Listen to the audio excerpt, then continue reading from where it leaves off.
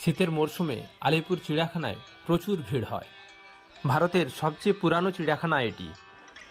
আলিপুর চিড়িয়াখানা আয়তনের দিক থেকে ভারতের মধ্যে চতুর্থ স্থানে রয়েছে। ৪৫ একর জমিতে স্থাপিত কলকাতা চিড়িয়াখানাটি ৫০ বছরেরও বেশি সময় ধরে তার পুরানো ঐতিহ্যকে ধরে রেখেছে। আলিপুর চিড়িয়াখানা প্রতি বৃহস্পতিবার বন্ধ থাকে। কোনো বৃহস্পতিবার যদি পাবলিক হলিডে হয় তাহলে বৃহস্পতিবার চিড়িয়াখানা খোলা থাকে। এর পরিবর্তে পরের দিন অর্থাৎ শুক্রবার চিড়িয়াখানা বন্ধ থাকে। তবে ১৫ই ডিসেম্বর থেকে ৩১শে ডিসেম্বর পর্যন্ত সমস্ত ৭ দিনই খোলা থাকে চিড়িয়াখানা। ২ থেকে ৫ বছরের শিশুদের জন্য প্রবেশ মূল্য ২০ টাকা। ৫ বছরের ঊর্ধ্বে যাদের বয়স তাদের জন্য প্রবেশ মূল্য ৫০ টাকা। এই ম্যাপের সাহায্য নিয়েই চিড়িয়াখানা পরিক্রমণ করা উচিত, তাতে সবার সুবিধে হয়। চিড়িয়াখানার ভেতরে প্রবেশ করেই এই ম্যাপ দেখতে পাবেন এবং এই ম্যাপ আপনাকে বলে দেবে চিড়িয়াখানার কোথায় কোন প্রাণী রয়েছে। এই গাইড ম্যাপ ধরে চলুন, সবচেয়ে সহজ এবং সুন্দরভাবে পরিক্রমণ করতে পারবেন চিড়িয়াখানা। চিড়িয়াখানার ভেতরে ক্রিকেট, ফুটবল, ব্যাডমিন্টন খেলা পুরোপুরি নিষিদ্ধ। এটি প্রধান প্রবেশদ্বার। চিড়িয়াখানার মূল প্রবেশপথ দিয়ে ডান দিকে গেলেই প্রথমেই দেখতে পাবেন রসি পেলিকান। এই বার্ড অ্যাভিয়ারির মধ্যে বিভিন্ন প্রজাতির পেলিকান পাখি দেখা যায়। চিড়িয়াখানার মাঠের মাঝখানে একটি বড় জলাশয় আছে যা পরিযায়ী পাখিদের বিশেষ আকর্ষণ করে। এই পাখির জায়গাটি তারের জাল দিয়ে ঘেরা। ডান দিকে আরেকটু এগিয়ে গেলেই এর পরেই রয়েছে হাতির থাকার জায়গা। মূলত ভারতীয় হাতি আছে এখানে। এখন 2টি হাতি আছে এখানে, একটি বেশ বড় আর একটি মাঝারি সাইজের। হাতি থাকার জায়গার পাশেই আরেকটি প্রবেশপথ রয়েছে। ভিড় এড়াতে এই প্রবেশপথ ব্যবহার করতে পারেন। ঠাকুর শ্রীরামকৃষ্ণ চিড়িয়াখানা দর্শন করতে এসে তার চিড়িয়াখানা দর্শনের অভিজ্ঞতা কয়েক লাইনে ব্যাখ্যা করেছেন। দেবী দুর্গার বাহন সিংহকে দেখেই তিনি ফিরে গিয়েছিলেন, আর কোনো পশু দেখেননি তিনি। হাতি থাকার জায়গার পরেই একটা বড় সিংহের থাকার জায়গা রয়েছে। সিংহের এই দৃশ্য দেখার জন্যই মানুষের ভিড় হয় চিড়িয়াখানাতে। আজকে এখন এই জায়গাটিতে প্রচুর মানুষের ভিড়। চিড়িয়াখানার ভিড়ে এই দৃশ্য সচরাচর দেখা যায় না। সিংহের থাকার জায়গার পাশেই একটি খাঁচাতে রয়েছে ম্যাকাও পাখিদের দল। সুন্দর সারিবদ্ধভাবে ঝুলছে ম্যাকাও পাখি। এখানে মূলত নীল এবং হলুদ বর্ণের ম্যাকাও দেখা যায়। ম্যাকাওরা মূলত দক্ষিণ আমেরিকা মহাদেশে সবচেয়ে বেশি পাওয়া যায়। এরপরেই চিড়িয়াখানার সবচেয়ে উঁচু প্রাণীটির থাকার জায়গা। চিড়িয়াখানার সুন্দর প্রাণীগুলিদের মধ্যে অন্যতম জিরাফ। 2টি বাচ্চা জিরাফ রয়েছে এবং 3টি বড় সাইজের জিরাফ রয়েছে এখানে। জিরাফের থাকার জায়গার পাশেই কিছু জায়গা আছে যেখানে বসে খাওয়া দাওয়া করা যায়। বাইরে থেকে খাবার নিয়ে চিড়িয়াখানায় প্রবেশ করা যায়। সেক্ষেত্রে চিড়িয়াখানার ভেতরে নির্দিষ্ট জায়গায় বসে খাওয়া দাওয়া করা যায়। চিড়িয়াখানার ভেতরে পলিথিন ব্যাগ নিষিদ্ধ। খাবার দাবার টিফিন বক্সের মধ্যে নিয়ে যাওয়াই সবচেয়ে ভালো। ভেতরে চা, কফি, মোমো, স্ন্যাক্স, বিস্কুটের কিছু দোকান আছে। চিড়িয়াখানার ভেতরে জল নিয়ে প্রবেশ করতে পারেন। দরকার পড়লে ভেতরের দোকান থেকে জল কিনে খেতে পারেন। তাজ বেঙ্গল হোটেল এবং ন্যাশনাল লাইব্রেরির পাশেই এই আলিপুর চিড়িয়াখানা। আলিপুর চিড়িয়াখানা কলকাতার মধ্যে একমাত্র চিড়িয়াখানা।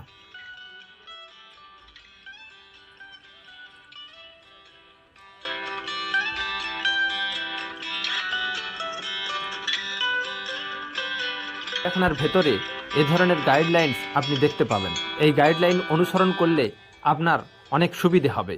এর পাশে রয়েছে এমু পাখির থাকার জায়গা। পাশাপাশি 2টি খাঁচাতে 2টি এমু পাখি রয়েছে। ডিসেম্বর মাসের শেষ, চিড়িয়াখানায় প্রচুর ভিড়।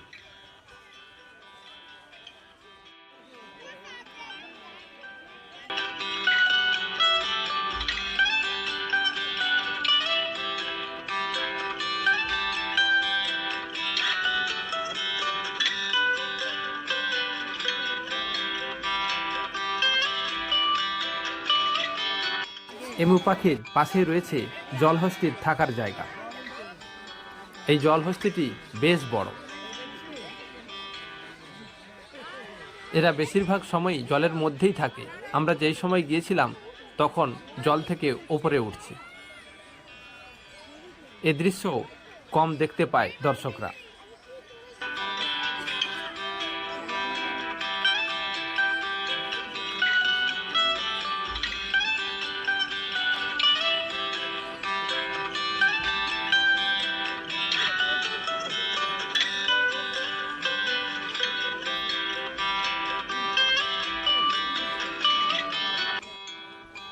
এগুলি ভিক্টোরিয়া ক্রাউন পিজিয়ন, মুকুটধারী পায়রা। এই পায়রাগুলির মাথার ওপরে মুকুটের ন্যায় ঝুঁটুন রয়েছে।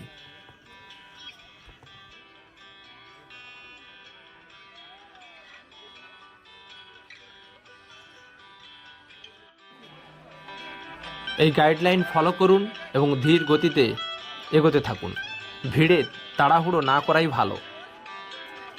এই গাইডলাইন্সটি চিড়িয়াখানার উত্তর পশ্চিম কোণে রয়েছে। কাঁচের গ্লাস দিয়ে ঘেরা খাঁচার মধ্যে রয়েছে রয়্যাল বেঙ্গল টাইগার। আমরা যেই সময় রয়্যাল বেঙ্গল টাইগারের খাঁচার পাশে এসে পৌঁছেছি তখন বাঘমশাই ঘুমোচ্ছেন। তার পাশের খাঁচার বাঘটিও সেই সময় ঘুমোচ্ছে। এই বাঘের খাঁচাটি বাঘেদের থাকার খাঁচার মধ্যে সবচেয়ে ছোট। তার পাশে রয়েছে কাঁচের খাঁচার মধ্যে সাদা বাঘ। এই বাঘটিও দুপুরবেলা বিশ্রাম নিচ্ছে।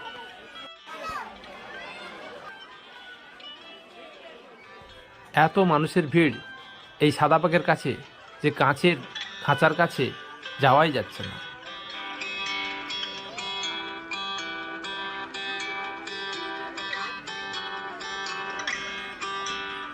প্রচুর মানুষের ভিড়।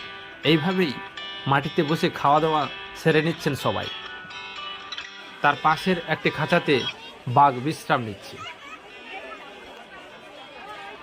তার পাশেই রয়েছে চিতাবাঘের খাঁচা।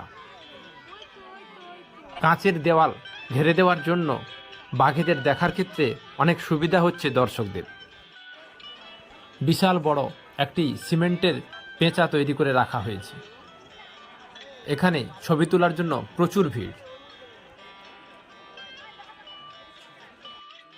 শীতের সময় রোদের তাপ নেওয়ার জন্য জল থেকে ওপরে উঠে বিশ্রাম নিচ্ছে কুমিরেরা। অনেক ছোট বড় কুমির এখানে আছে, তবে ডান দিকের কুমিরটি বেশ বড়।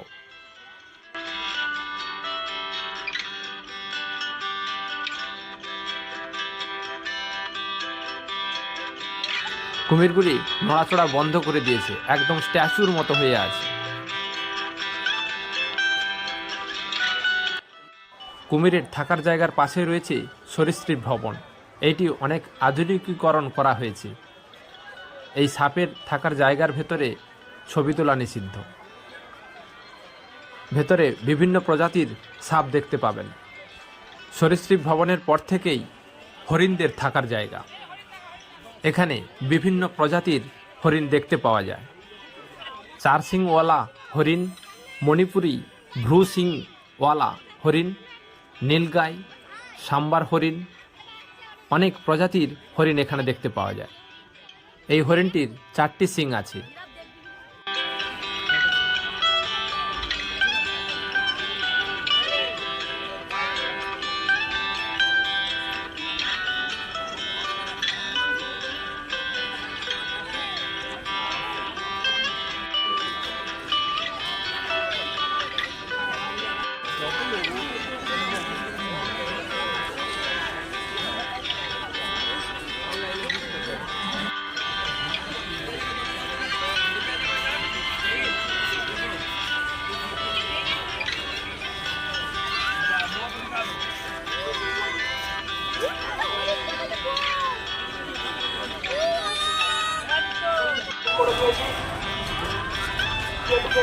আমরা কাউন্টার ওপেন করেছি।